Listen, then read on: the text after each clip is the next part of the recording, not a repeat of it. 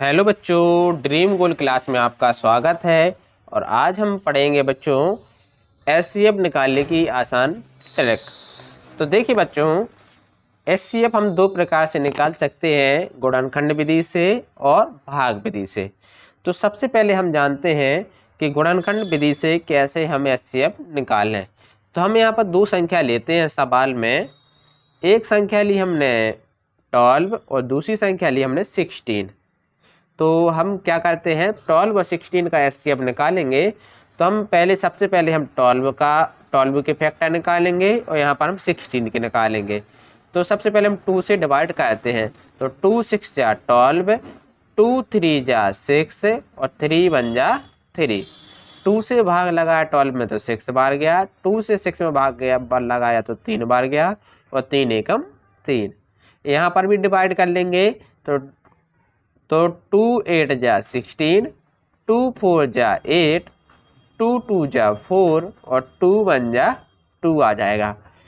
इस प्रकार से 12 के फैक्टर क्या क्या हुए, तो 12 के फैक्टर यहाँ पर निकले 2 × 2 × 3।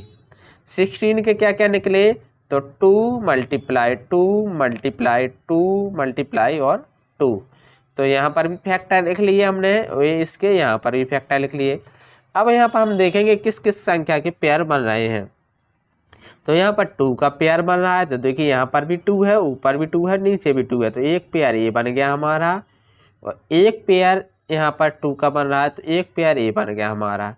तो 2 2 के दो पेयर बन गए। तो एक पेयर यहाँ पर बन रहा है 2 का, तो यहाँ पर 2 आ गया। एक पेयर यहाँ पर 2 का बन रहा है, तो यहाँ पर 2 आ गया। अब देखिए कोई भी पेयर नहीं बन रहा, 3 ऊपर है तो 3 नीचे नहीं है, तो कोई पेयर नहीं बनेगा। 2 नीचे है, 2 ऊपर चाहिए था तो पेयर बनता। तो यहाँ पर कोई भी पेयर नहीं बन रहा है। तो अब देखिए 2 × 2 कर देते हैं तो आंसर कितना आ जाता है 4। तो बच्चों 12 और 16 का एचसीएफ यहाँ पर क्या निकाल के आया, 4। इस प्रकार से हम गुणनखंड विधि से इसका एचसीएफ निकाल सकते हैं। अब आते हैं बच्चों हम दूसरे क्वेश्चन पर।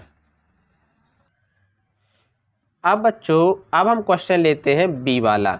बी क्वेश्चन में हम 3 डिजिट की संख्या लेंगे, सॉरी बच्चों 3 संख्या लेंगे। कौन सी 3? अभी हमने 2 संख्याओं का एचसीएफ निकाला था, अब निकालेंगे हम 3 संख्याएं का। तो देखिए संख्याएं कौन कौन सी ली हमने, 48, 72 और 96। तो सबसे पहले हम क्या करते हैं, फैक्टर निकाल लेते हैं। 48 के फैक्टर क्या क्या होंगे, तो देखिए 2 से डिवाइड करते हैं। तो 2 2 जा 4 और 2 4 जा 8, तो कितनी बार जाएगा, 24 बार। 2 से 24 को डिवाइड करते हैं। तो देखिए 2 1 जा 2 और 2 2 जा 4, तो 12 गया। 2 से 12 को डिवाइड करते हैं। 2 6 जा 12, 2 3 जा 6 और 3 1 जा 3। 72 को डिवाइड करते हैं। तो देखिए 2 3 जा 6 बचेगा 1, तो अंक ले लेंगे 2 का, तो 12। 2 6 जा 12। अब देखिए 36 से डिवाइड करेंगे 2 से, तो 2 1 जा 2 और 2 8 जा 16। 2 से 18 को डिवाइड करेंगे तो 2 9 जा 18, 3 3 जा 9 और 3 1 जा 3। 96 को डिवाइड करेंगे तो 2 से डिवाइड करेंगे 96 को तो 48, 2 से डिवाइड करेंगे 48 को तो 24, 2 से 24 को डिवाइड करेंगे तो 12 बार, 2 से 12 को डिवाइड करेंगे तो 6 बार, 2 3 जा 6 और 3 1 जा 3। इस प्रकार से हमने 48 के फैक्टर निकालिए, 72 के और 96 के। तो नीचे सवाल में रख देते हैं। 48 के फैक्टर क्या क्या निकले, 2 × 2 × 2 × 2 × 3। 72 के फैक्टर क्या क्या निकले, तो 2 × 2 × 2 × 3 × 3। 96 के फैक्टर क्या क्या निकले, तो 2 × 2 × 2 × 2 × 2 × 3। अब हम यहाँ पर देखेंगे कि किस किस संख्या के पेयर यहाँ पर बन रहे हैं। तो एक तो देखिए तीनों में वो संख्या होनी चाहिए सेम, तो ही पेयर बनेगा, नहीं तो नहीं बनेगा। देखिए 2 इसमें भी है, 2 इसमें भी है, 2 इसमें भी है, तो एक 2 का पेयर बन गया। यहाँ पर भी एक 2 का पेयर बन गया और यहाँ पर भी एक 2 का पेयर बन गया। और एक पेयर बन जाएगा 3 का, क्योंकि इसमें भी 3, इसमें भी 3, इसमें भी 3, तो 3 का पेयर एक ए बन जाएगा। तो अब हम यहाँ पर संख्याएं लिख लेंगे।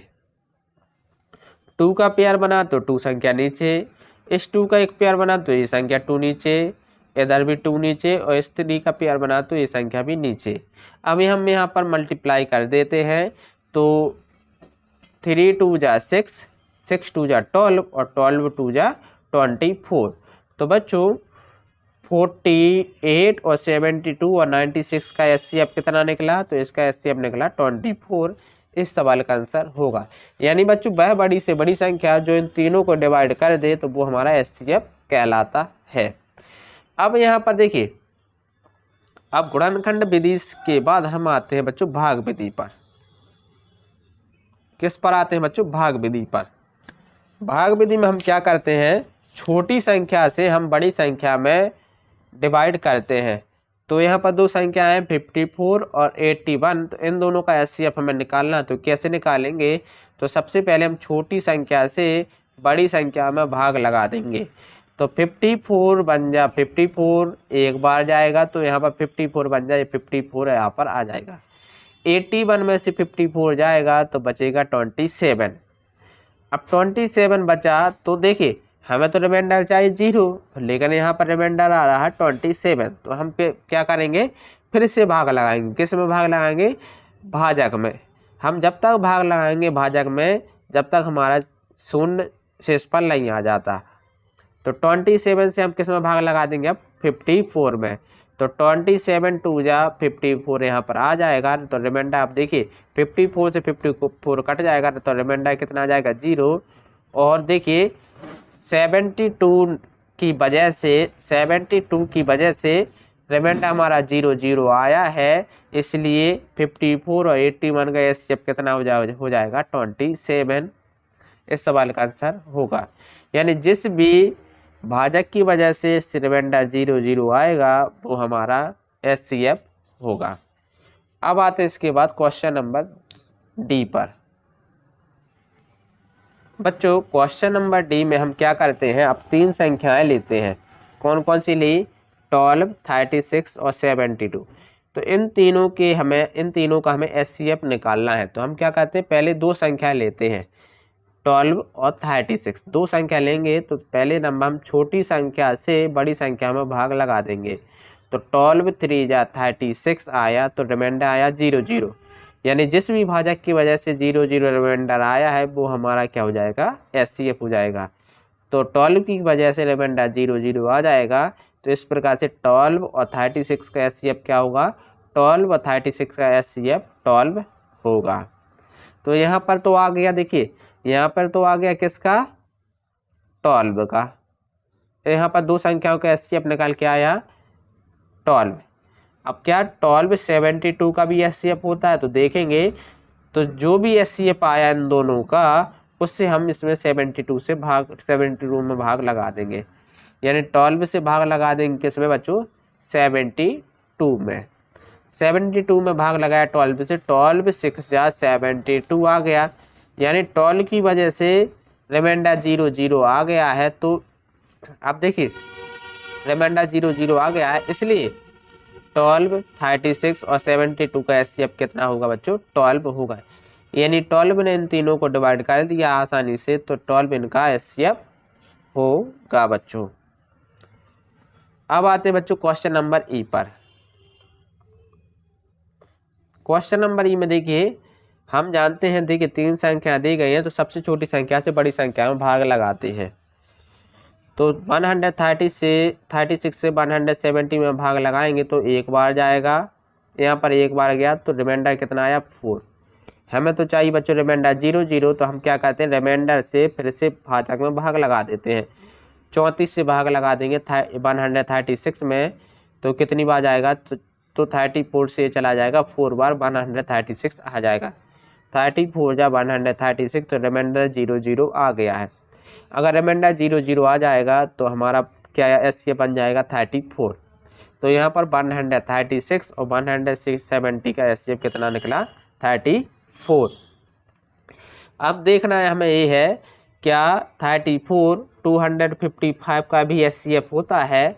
तो हम क्या करते हैं 34 से हम इसमें भी भाग लगा देते हैं। तो 34 से भाग लगाया हमने 255 में, तो कितनी बार गया? 7 बार। तो 7 बार कितना आया? 238 आया। तो आप इसको घटाएंगे 255 में से 238 जाएगा तो बचेगा 17। हमें तो चाहिए था रिमाइंडर 0 0, आया 17 है, तो हम क्या करेंगे रिमाइंडर से फिर से हम भाग लगा देंगे किसमें, भाजक में 34 में। 17 से भाग लगाएंगे हम 34 में, तो देखिए 17 दूनी 34, यानी 17 की वजह से शेषफल हमारा 0 0 आ गया है। तो बच्चों इस सवाल इसका एचसीएफ क्या निकलेगा 17। तो बच्चों 17 की वजह से रिमाइंडर 0 0 आया है, इसलिए 136, 170 और 255 का एचसीएफ कितना होगा बच्चों 17 होगा। 34 क्यों नहीं होगा बच्चों कि 34 ने इसको डिवाइड नहीं किया, इसको अगर डिवाइड पूरा कर देता तो इन तीनों संख्याओं का एचसीएफ कितना निकला 34 होता।